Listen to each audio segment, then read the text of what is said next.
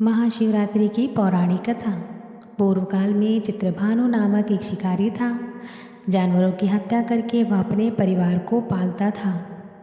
वह एक साहूकार का कर्जदार था, लेकिन उसका ऋण समय से ना चुका सका। क्रोधित साहूकार ने शिकारी को शिव मठ में बंदी बना लिया। संयोग से उस दिन शिवरात्रि थी। शिकारी ध्यानमग्न होकर शिव संबंधी धार्मिक बातें सुनता रहा।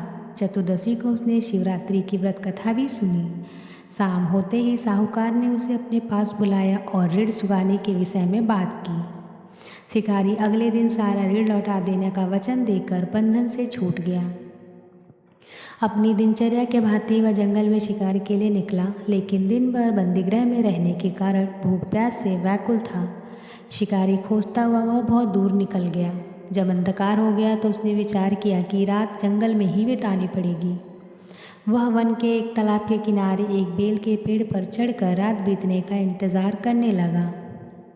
बिल्व वृक्ष के नीचे शिवलिंग था, जो बिल्व पत्रों से ढका हुआ था। शिकारी को उसका पता न चला। पड़ाव बनाते समय उसने जो टहनियाँ तोड़ी वे संयोग से शिवलिंग पर गिरती चली गईं। इस प्रकार दिन भर भूखे प्यासे शिकारी का व्रत भी हो गया और शिवलिंग पर बिल्वपत्र भी चढ़ गया। एक पहर रात्रि बीत जाने पर एक गड़बड़ी हिरनी तालाब पर पानी पीने पहुंची। शिकारी ने धनुष पर तीर चढ़ाकर ज्यों ही प्रत्यंचा खींची, हिरनी बोली, मैं गर्भिणी हूँ, शीघ्र ही प्रसव करूँगी। तुम एक साथ दो जीवों की हत्या करोगे, जो ठीक नहीं है।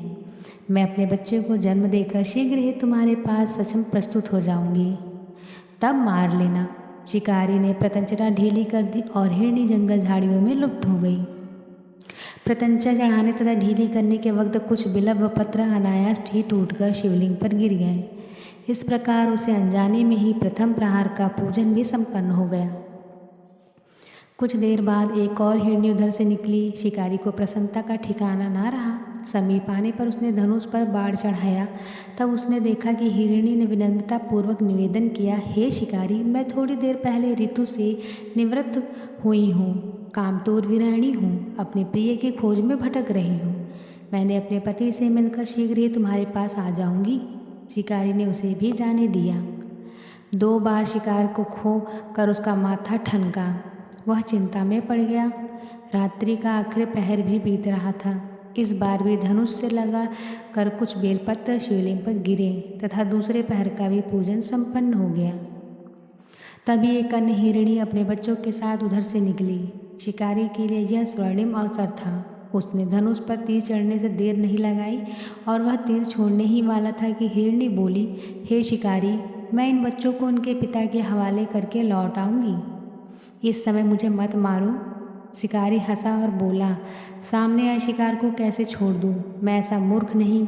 इससे पहले मैं 2 बार अपने शिकार को खो चुका हूँ। मेरे बच्चे भूखे प्यासे व्यग्र हो रहे होंगे।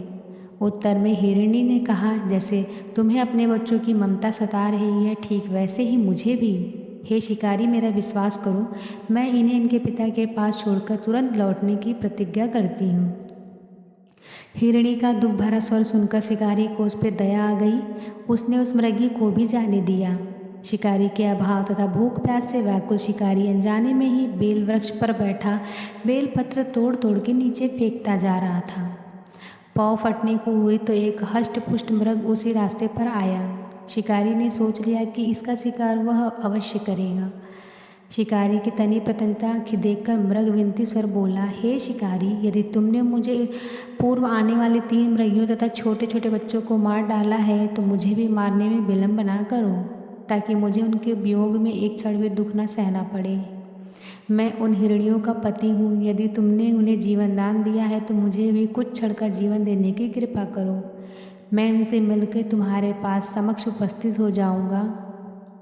मृग की बात सुनते ही शिकारी के सामने पूरी रात का घटना चक्र घूम गया। उसने सारी कथा मृग को सुना दी।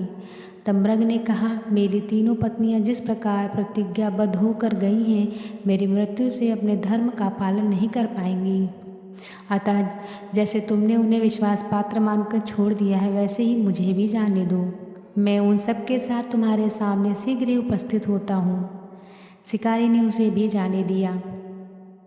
इस प्रकार प्रातः हो गई। उपवास, रात्रि जागृत तथा शिवलिंग पर बेलपत्र चढ़ने से अनजाने में ही पर शिवरात्रि की पूजा पूर्ण हो गई।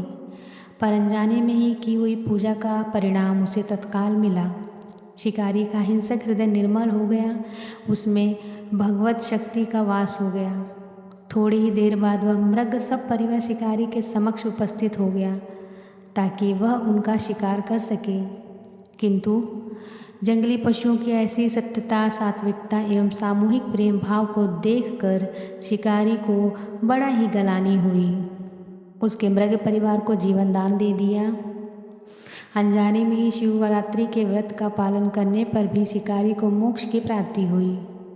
जब मृत्यु काल में यमदूत उसके जीव को ले आए तो शिवगणों ने उन्हें वापस भेज दिया तथा शिकारी को शिवलोक ले गए। शिव जी की कृपा से ही अपने इस जन्म में राजा चित्रभानु अपने पिछले जन्म को याद रख पाए तथा महाशिवरात्रि के महत्व को जानकर उसका अगले जन्म में भी पालन कर पाए। शिव कथा का यह संदेश है कि शिकारी की कथा अनुसार महादेव तो अनजाने में किए गए व्रत का भी फल दे देते हैं, पर वास्तव में महादेव शिकारी की दया भाव से प्रसन्न हुए। अपने परिवार के कष्ट का ध्यान होते हुए वे शिकारी ने मृग परिवार को जाने दिया। यह करुणा ही वस्तुतः उस शिकारी को उस पंडित एवं पुजारियों से उत्कृष्ट बना देती है जो कि सिर्फ रात्रि जागरण, उपवास एवं दूध, दही, बेल पत्र आदि द्वारा शिव को प्रसन्न कर लेना चाहते हैं।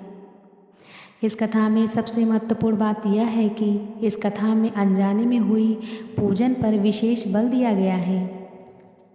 इसका अर्थ यह नहीं है कि शिव किसी भी प्रकार से किए गए पूजा को स्वीकार कर लेते हैं अथवा भोलेनाथ जाने या अनजाने में हुए पूजन में भेद नहीं करते हैं।